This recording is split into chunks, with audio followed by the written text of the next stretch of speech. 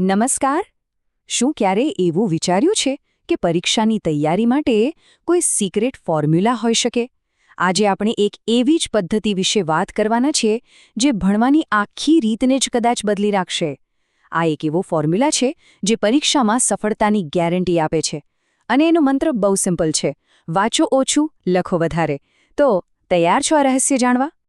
ચાલો એક મોટા સવાલથી શરૂઆત કરીએ. કોને નથી જીતવો ક્રિકેટનો વર્લ્ડ કપ? પણ આશ્ચર્ય થશે કે આ વાતને ભણવા સાથે શું લેવા દેવા? વિશ્વાસ રાખો, બહુ ઊંડો સંબંધ છે. તો વિચારો, જો કોઈને વર્લ્ડ કપ જીતવો હોય તો શું કરવું પડે? શું ખાલી ટીવી પર બધી મેચ જોયા કરવાથી? કે પછી હાઇલાઇટ્સ જોઈને અને કોમેન્ટેટર્સને સાંભળીને કોઈ મોટો ખેલાડી બની શકે છે? ના, બિલકુલ નહીં. એકદમ સાચી વાત. અસલી ચેમ્પિયન તો એ જ બને છે જે રોજ ગ્રાઉન્ડ પર પરસેવો પાડે છે, કલાકોના કલાકો નેટ પ્રેક્ટિસ કરે છે. કેમ કે જીત હંમેશા પ્રેક્ટિસથી જ મળે છે. અને આ જ નિયમ આપણા અભ્યાસ પર પણ લાગુ પડે છે.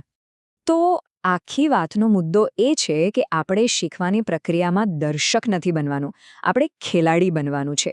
જેમ કોઈ ખેલાડી મેદાનમાં ઉતરીને રમે છે, બસ એ જ રીતે આપણે પણ ભણવામાં એક્ટિવલી ભાગ લેવાનો છે. તો જુઓ, વાંચવું એ મેચ જોવા જેવું છે. તમે ખાલી જુઓ છો, એક પેસિવ ક્રિયા છે. પણ લખવું એ પ્રેક્ટિસ કરવા જેવું છે, એકદમ એક્ટિવ પ્રોસેસ. અને યાદ રાખજો, પરીક્ષા એ આપણું પરફોર્મન્સ છે, અને પરફોર્મન્સ હંમેશા પ્રેક્ટિસથી જ સુધરે છે.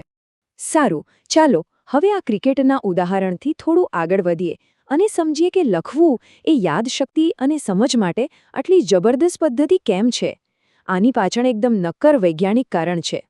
જુઓ, જ્યારે આપણે લખીએ છીએ ત્યારે આપણું મગજ જબરદસ્ત રીતે એક્ટિવ થઈ જાય છે. એ વિચારે છે, શું લખવું, કેવી રીતે લખવું.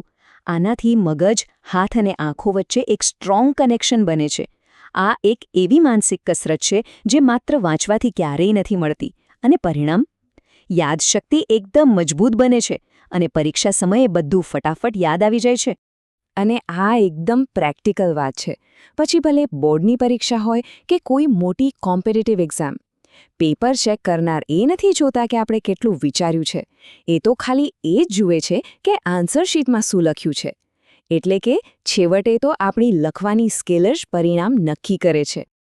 તો હવે શા માટે પરથી કેવી રીતે પર આવીએ? અહીં એક બહુ જ સરળ પણ એટલી જ શક્તિશાળી પદ્ધતિ છે જેને કોઈ પણ આજથી જ ફોલો કરી શકે છે. આ 4 સ્ટેપ્સની મેથડ ખરેખર જાદુઈ છે. પહેલું, કોઈ પણ ટોપિકને 5-10 મિનિટ ધ્યાનથી વાંચો.